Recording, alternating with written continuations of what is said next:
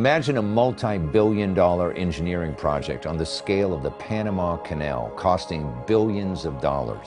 A superhighway for marine commerce right here in the good old USA, including building levees that maintain the highway to transport goods worldwide while providing flood protection for those living along its banks. But instead of the Panama Canal, think MRGO, the Mississippi River Gulf Project. The Panama Canal is 50 miles long, stretching across the Isthmus of Panama, connecting the Atlantic Ocean to the Pacific.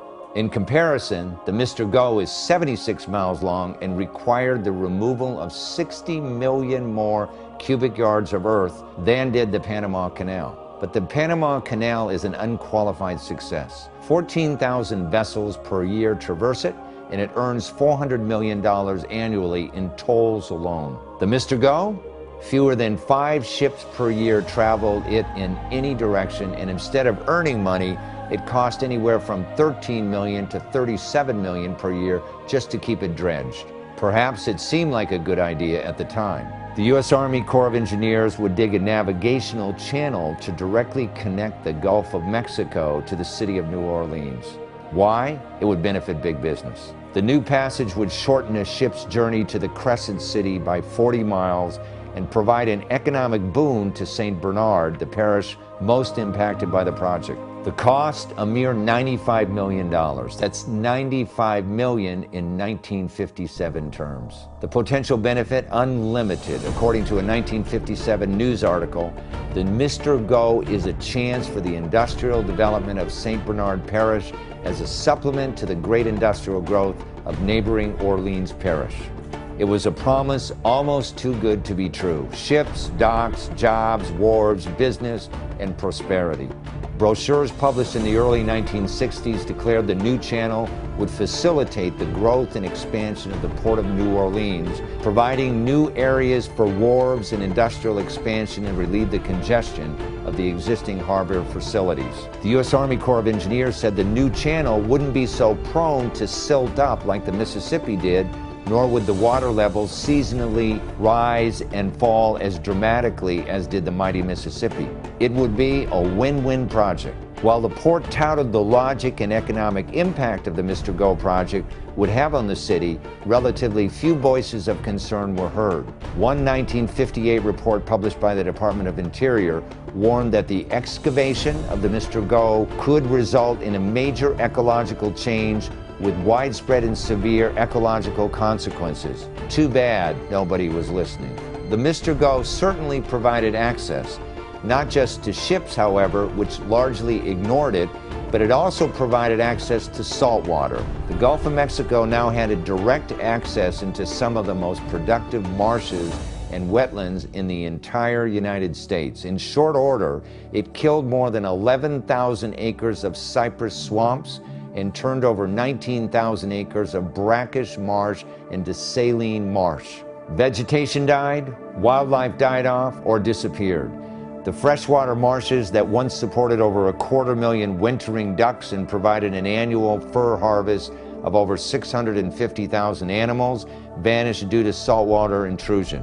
A recent report jointly sponsored by the Louisiana State University Agricultural Center, Sea Grant, and Coastal Wetlands and Restoration Group said the New Orleans district of the U.S. Army Corps of Engineers speculates that the loss of land in the area approaches nearly 3,400 acres of fresh intermediate marsh, more than 10,300 acres of brackish marsh, 4,200 acres of saline marsh, and 1,500 acres of cypress swamps and levee forests that have been destroyed or severely altered. And the damage continues today. The saline-rich water continues its deadly encroachment, further worsening an already incredible soil erosion rate. Every 24 minutes, Louisiana loses another acre of land. Nationally, the average beach subsides about 2 feet per year. Here in Louisiana, they lose upwards of 35 square miles per year. That's larger than the size of Manhattan. The fact is, Louisiana is losing at least that much ground to erosion each year, and no real response has been forthcoming from the state or from Washington. Prior to Hurricane Katrina, Environmentalists and others, including voters in the St. Bernard parish whom the canal was intended to help, called for its closure. Criticism intensified following Hurricane Katrina, when engineers implicated the MRGO in the failure of the levees and the flood walls protecting large parts of greater New Orleans. MRGO was derisively termed a hurricane highway in Katrina's wake due to its apparent role in amplifying the impact of the storm surges. Many of the citizens and the government of St. Bernard Parish had consistently voiced their concerns about the channel, the erosion of their parish, and the direct access the MRGO had provided for tropical storm surges and hurricanes, giving them an unimpeded superhighway from the Gulf into the city of New Orleans. Their concerns were not without cause. As far back as October 2001, an issue of Scientific American warned that a worst-case hurricane impact could swamp the entire city of New Orleans under 20 feet of water, killing thousands of people. And that happened on Monday, August 29th, 2005 at 8 a.m., killing 1,836 people and causing more than $81 billion in damages. Today, the Insider Exclusive will examine in depth in a two-part special U.S. Army Corps of Engineers MRGO disaster, to see how a dedicated father and son legal team, John Andre and Gilbert Andre, took on the United States government and the U.S. Army Corps of Engineers and won a legal victory in setting a precedent in a classic David and Goliath story.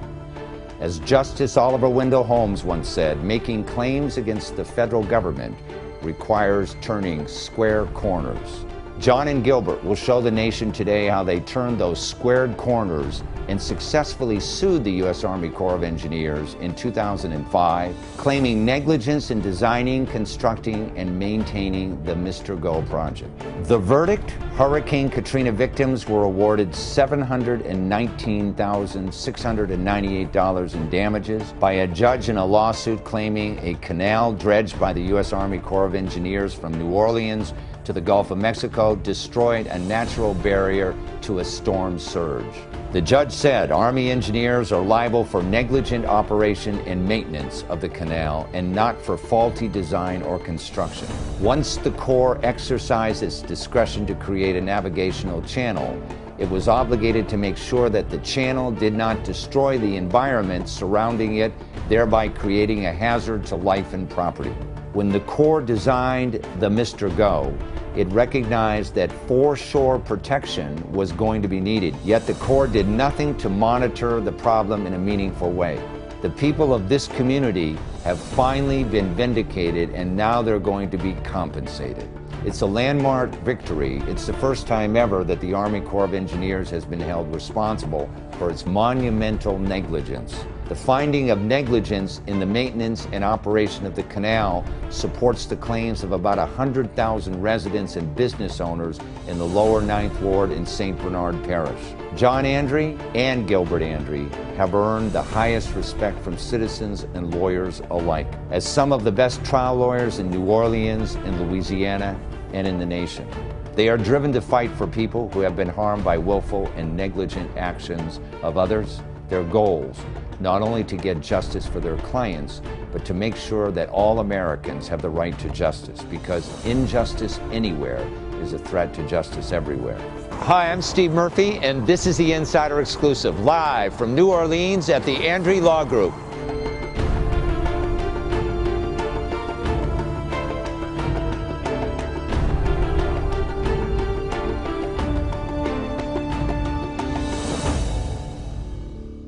It is my great pleasure to introduce John Andre and Gilbert Andre to the show. Welcome to the show.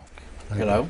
Today we're going to have a two-part program, an extended documentary discussing the MRGO project and the MRGO litigation. And but before we get into it, let me make clear one thing. You are currently practicing law. Yes. With the Andre Law Firm, and you are the original Andre that was practicing law, but you're retired right now, right, Gilbert? That is correct. Okay. Your practice of law generally entails what? I do a lot of complex litigation. I have Yeah. a master's degree in environmental law, and after getting out of law school, I began doing complex litigation. Was one of the state tobacco lawyers for Louisiana, and have done complex litigation primarily because of the number of litigants involved as opposed to the subject matter. And always for what we call the little people. That's correct. You know, not for major corporations. That's correct. Right? MRGO, for our audience, is the Mississippi River Gulf Outlet project that was originally designed, I think, back in 1957. That's correct. And there have been a lot of problems with that. So initially what we're going to talk about is the history of MRGO, how it came about, what its purpose was, and that sort of thing. And then we're going to get into the first legal battle, which you were involved with, which really set a major precedent in 1965 as a result of Hurricane Betsy. And we're going to talk a little bit about that. But let's just talk right now about MRGO. Why did the Mississippi River project come about in the first place? It was built as a tidewater channel, and it was because the Mississippi River is a winding river as it gets south of New Orleans. And the shipping industry in New Orleans and the Louisiana Dock Board wanted to have a shorter, straighter route to the Gulf of Mexico. In other words, they did not want to go through the Gulf and back up to the city. They wanted to cut across where the land was, right? Correct. Right. And it was easier to go straight out. Right. And so they built a 76-mile channel, which was effectively a shortcut to New Orleans from the Gulf of Mexico. In so doing, in so building this, there were some forewarnings in the beginning. Yes, weren't there? there was forewarnings throughout the whole history of the project. Yeah, which were what? Which were that if you built this, you were going to destroy the ecosystem, which was essentially a freshwater marsh ecosystem. Right. That you were going to create a conduit for storm surge, and you would allow storm surge from hurricanes to come directly into the heart of New Orleans. Right. And you were going to increase the tidal situation in those areas, which was going to enhance the saltwater intrusion, which would kill the ecosystem and would enhance the issue with storm surge. Now, despite all these warnings, project went ahead as scheduled. Hurricane Betsy hit 1965. And Hurricane Betsy clearly demonstrated that all of these forewarnings were true, right? Correct. And you had a case, let's talk about this case, the Gracie case, which went all the way to the Supreme Court, didn't it not? It went through the Court of Appeal. Yeah, it went to the Court of Appeal, which the court, even though you lost the case, set a new major precedent. Would you tell our audience about this? The precedent was The facts surrounding the case, too. the facts were that the Hurricane Betsy came and flooded all of St. Bernard Parish, or a major part of it at that time. Same place it and did the with lower Katrina. Ninth Ward. That's correct. The exact same damage, except that the flooding in St. Bernard wasn't quite as great. And the Mississippi River Gulf Outlet at that time, there weren't any levees. The levees that they did have along the outlet were slush that was just dug up out of the canal and put on the banks during the whole, for the whole course of the river, or whole course of Mississippi River Gulf Outlet. Mm-hmm. And it provided no protection, which is exactly what everyone was saying, for the parish of St. Bernard or the lower Ninth Ward. And we filed a lawsuit against the Corps of Engineers, the United States government, and said that this was a navigational project, and therefore the federal government did not have immunity from liability. And let's talk about that for a minute, because there's a reason why you filed a lawsuit saying it was a navigational project as opposed to saying it was a what? A flood control project. Flood control, because a flood control project would have what? Would grant the government immunity. That was going back to what, 1927? Yes, it's Section 702C of the 1927 Flood Act that was put in after the Great Flood of 1927. Yeah, so basically the government was saying, look, if we're going to build any more flood control projects, we can't have people suing us. Correct. Right? So you sued them, but you were suing them under a different theory. That's correct. That it was a navigational project. A shipping channel. It was a shipping channel, navigational project, and therefore the government did not have immunity. What was the, And the court government so was found. the government was surprised with this new theory, right? Probably so. Did you invent this theory, you know, navigational channel as opposed to flood control? I mean, No, in no, your we mind, didn't- how we did you didn't- see it was We different? didn't invent it. What we said is that this is a navigational project and the government should not have immunity. Of course, the government came in and claimed immunity, Yeah. saying, well, it's a flood control project. Yeah, and the reason I'm saying, did you create this novel idea because you were looking for a way to show that it was not covered under the immunity grant? That is correct. More importantly, as we will get into in the second part of the show, the litigation that's going on right now, that this decision was the precedent for pursuing cases in Katrina. Correct. It was the first case that established that principle. Yeah. I mean, even though you lost the case, the government redefined what the navigational channel project was, correct? They tried to. Yeah. No, what they tried to say, the government tried to say that this is a flood control project. Yeah. That was a defense of But that case. the court said otherwise. That's correct. Yeah.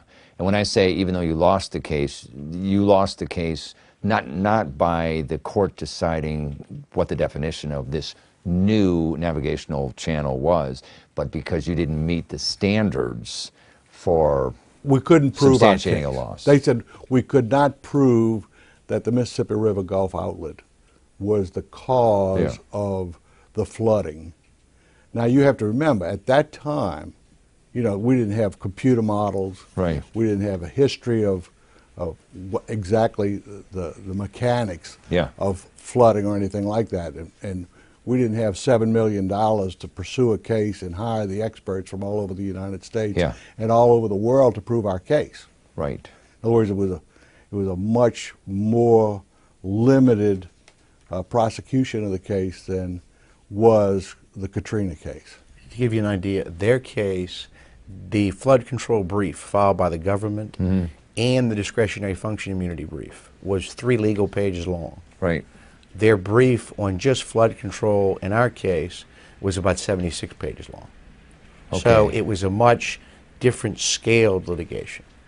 Now, you brought up an interesting term that I'm sure some of our audience wants to know more about, which is this discretionary function immunities clause.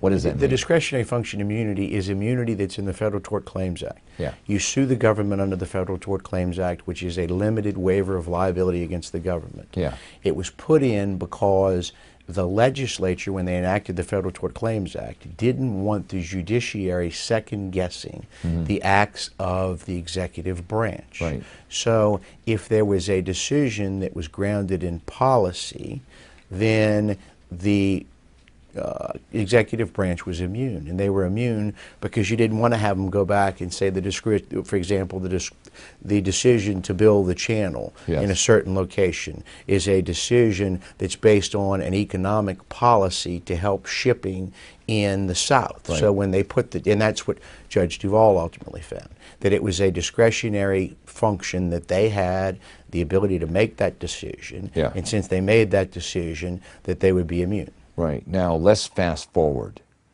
to 2005, Katrina. When Katrina hit, what was your first thought? My first thought that this was Gracie 2 all over again. Right. Same case as your dad had fought. That's correct. You have to remember, you know, John was maybe not even born Yeah. yet, I believe, And by the way, in '65, and at that, and that's what we talked about. You Yeah. know, we talked about the Gracie case right. for 35 or 40 years. Wasn't the government required to implement some changes as a result of the Gracie case, which they did not implement, to make Why, it sure. safer? Exactly, right? Yes. And they never did. No, never did. They never did. They never did make any effort to ensure that there was a levee as defined by the Corps of Engineers Right. to protect St. Bernard Parish and the lower Ninth Ward. And they said in our case that they started building what they call the Lake Pontchartrain in Vicinity Flood Protection Plan, Yes. which constituted levee-like structures along the Mississippi River Gulf outlet, that they began building that in 1965 after Betsy. And when we asked them in depositions in 2007 when that was finished, the corporate deponent for the for the Corps of Engineers said we haven't finished it yet. It's never been finished. Yeah, that's interesting. Now, we've run out of time in our first part of our show. We're going to go into our second part in a moment here, and we're going to take up the Robinson case, which was you were the one that filed the Robinson case, and you're one of the lead counsels. Right. I was really the principal organizer and the catalyst for the whole Robinson and case. You are one of the lead counsels in the entire Katrina litigation cases, correct? Yes. So I want to thank you very much on this part of the show, and we're really going to get into the depth about what's going on, the precedent that case has established. Thanks for joining us. You can get more information about our guest and the issues at insiderexclusive.com.